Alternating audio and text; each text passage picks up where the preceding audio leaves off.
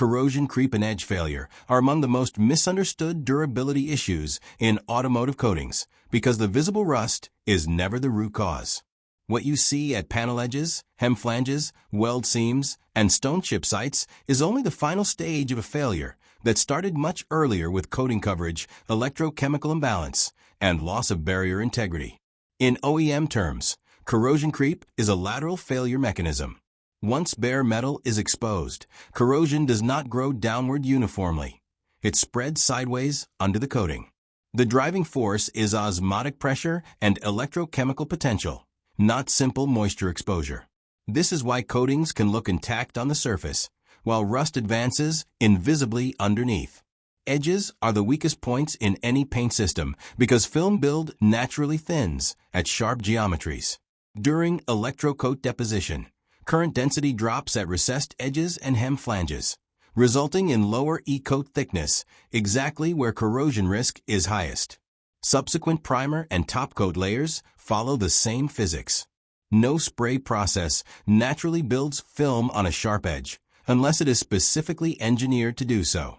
Once film build falls below the critical barrier threshold, permeability increases sharply.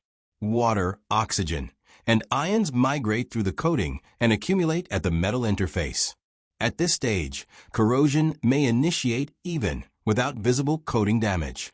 If a stone chip or mechanical scratch exposes metal, corrosion accelerates dramatically and begins creeping under adjacent intact paint. Pretreatment quality is the first and most critical defense. Phosphate or zirconium layers provide adhesion and corrosion inhibition, but they are extremely sensitive to cleanliness, bath chemistry, and rinse quality.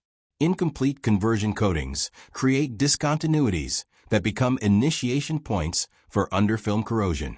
No amount of primer or clear coat can compensate for poor pretreatment. E-coat performance defines long-term corrosion resistance. Cross-link density, edge throw power, and cure completeness determine how well E-coat resists water uptake and ion transport.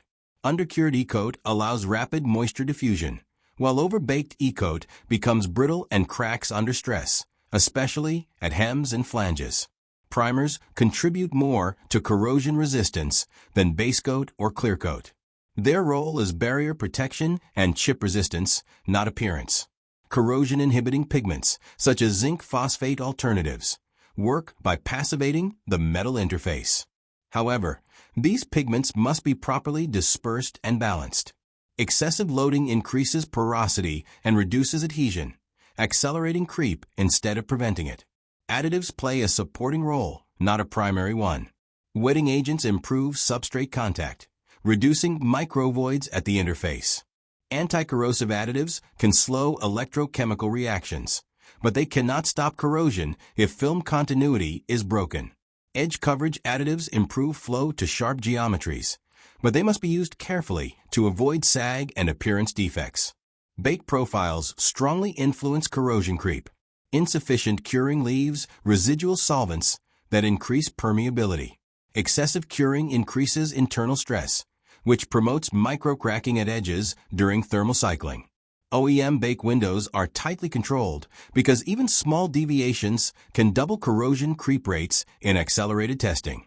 Environmental exposure reveals weaknesses that lab tests may miss. Salt spray, cyclic corrosion tests, and humidity chambers each stress different failure mechanisms. OEMs rely heavily on cyclic tests because they combine wet, dry, and temperature variation, closely simulating real-world service. Coatings that perform well in static salt spray may fail quickly in cyclic conditions due to poor adhesion or flexibility. From a troubleshooting perspective, corrosion creep complaints are traced backward from the failure edge. Engineers examine film build maps, E-coat, throw power data, pretreatment logs, and oven profiles. Additive changes are rarely the first corrective action. Process stability and coverage consistency solve most corrosion problems long before formulation changes are needed. Corrosion protection is not about making paint thicker everywhere. It is about ensuring continuous, defect-free barrier layers at the most vulnerable locations. When edges are protected, flat panels almost always survive. If you have questions about edge rust, hem flange failures, or why corrosion appears years after production? Leave them in the comments. We'll continue breaking down durability failures step by step in the upcoming episodes using real OEM failure analysis logic.